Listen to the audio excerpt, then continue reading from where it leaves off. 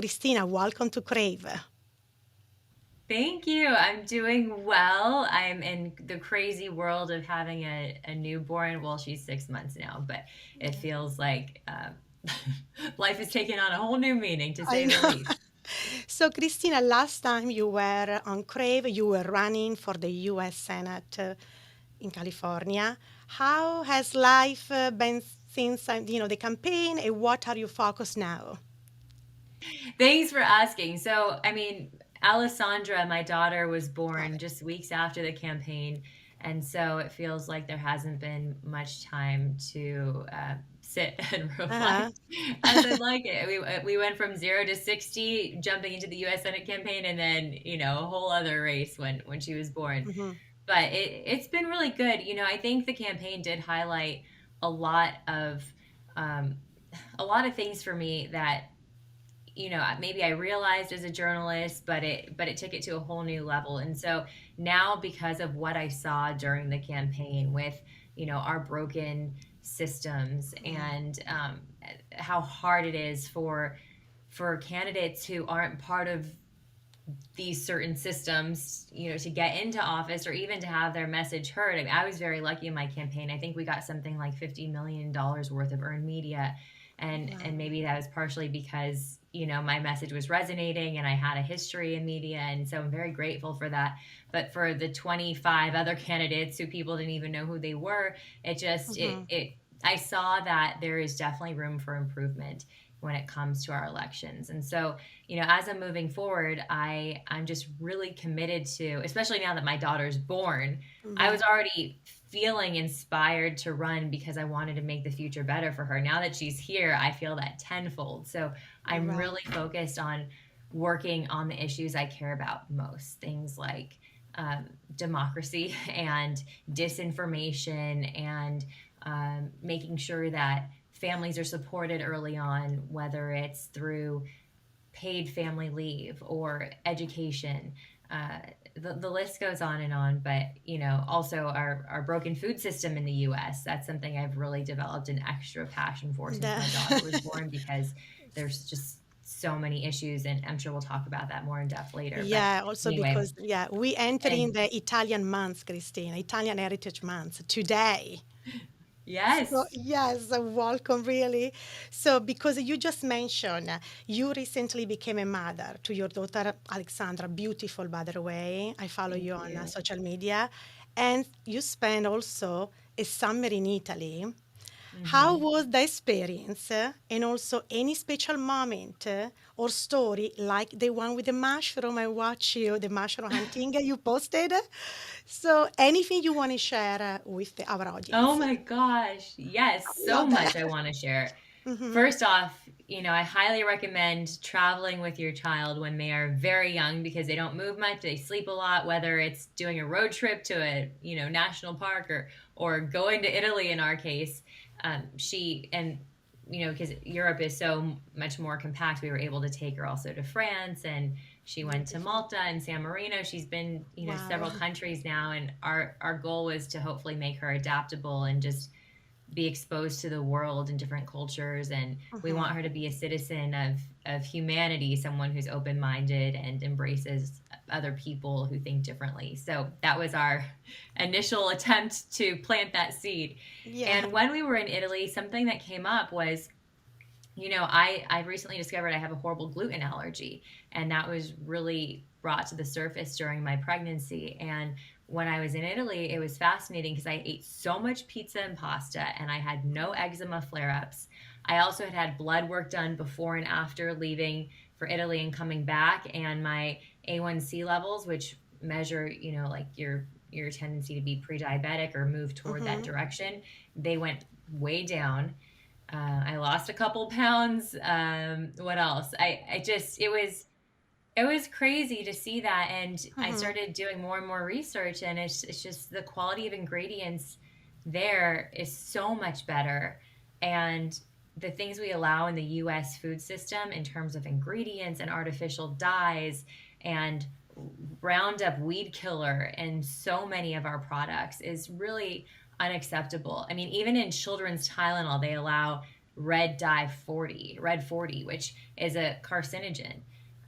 Corn syrup can cause a whole host of diseases. That's in a bunch of children's products. I mean, to me, it's unacceptable. This is even legal, and it's no Wow. wonder that the U.S. has so many health problems. Is like I tell everybody, Alex, what many times Yes. I say I can have a pasta in Italy every day. I can have a gelato. I can eat anything I want. Coming back here, I'm losing weight and I feel so healthy. I can even like eat a plate of pasta here. Yeah, it's Unbelievable, Christina. crazy. And you asked about some special moments too in Italy, and I love that country so much. I feel like you could explore it for months and still not see everything. It's so different in the north to the south, and we went truffle hunting, which was really cool. Which is a dying art, but we found this guy who comes from generations of truffle hunters, and he took us to find some black truffle because white truffle wasn't in season yet, and it was delicious, and just a really cool experience going into the Italian forest. And then we also took Alessandra on a hike up an active volcano in Sicily that had a pretty big eruption the day after we hiked it, and it thwarted travel to and from the airport in Sicily. So we just dodged a bullet. That's you kind of confirm exactly what I've been saying to everybody. Because when I go to Italy, I can eat anything I want. Here, I have to really be careful. Yeah, Hmm. it's so I sad. can't. Yeah, There's yeah. glyphosate, which we use in a lot of our food, and it doesn't even Hmm. have to be labeled. And so people think they're eating something that's healthy, but it contains wheat that's been treated with Roundup weed killer, and it's incredibly Wow. toxic and harmful to people. It's causing a lot of autoimmune diseases across the states. And not only that, but they put a lot of these horrible ingredients into children's Tylenol. Red 40 is a known carcinogen. Corn syrup causes or creates, a whole host of diseases and contributes to them. And that's in a lot of children's products too. And so I'm just really shocked a lot of this is even legal. I know. I really hope you can bring some awareness to many people they don't know, actually. Yeah, That's why my next question is, you know how much I wanted you were Winnie, by the way. thank you. Um, do you see yourself running for the office again in the future? Please say yes. Well, thank you for saying that.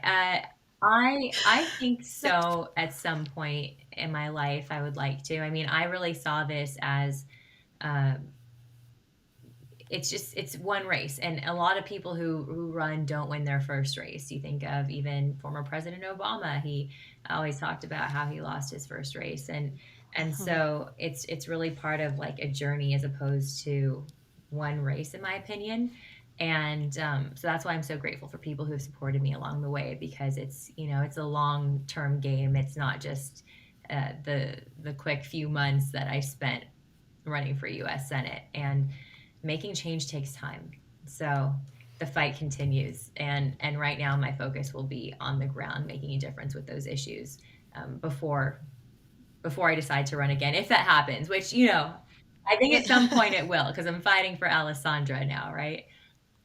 Yes, she's so adorable, by the way. Thank you.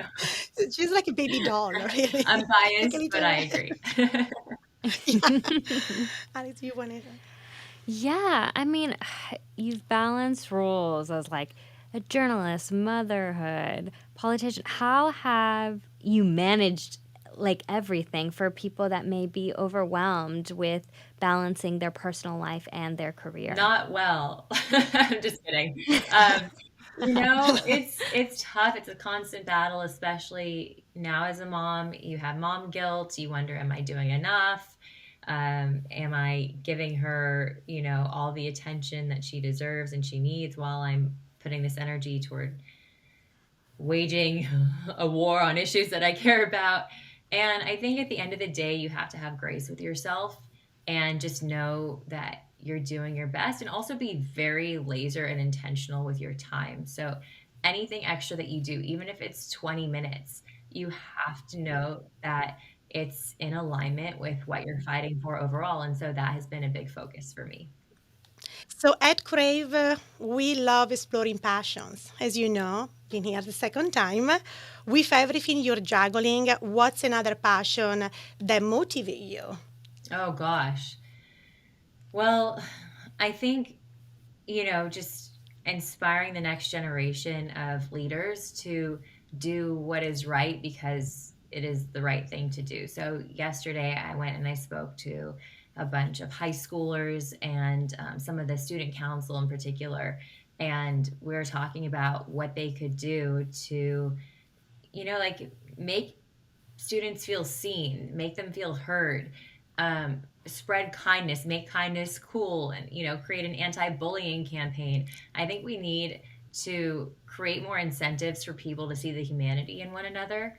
And so that's something I'm really passionate about, especially as my daughter will enter into school and be exposed to those things potentially, which is really Right. scary and sad to think about. I hope there's no bullying, but like we have to I know. build bridges. And so that's something I'm Right. very passionate about. We are so grateful for what you've been doing. Thank you so much, Christina, for everything. Oh, thank you for saying that. Thank you for what you do. And journalism is more important than ever as well. And so fighting disinformation, making sure that in this era of AI that propaganda Mhm. is set straight. You have such an important role, and so I thank you for what you're doing. Thank you so Thank you much. so much.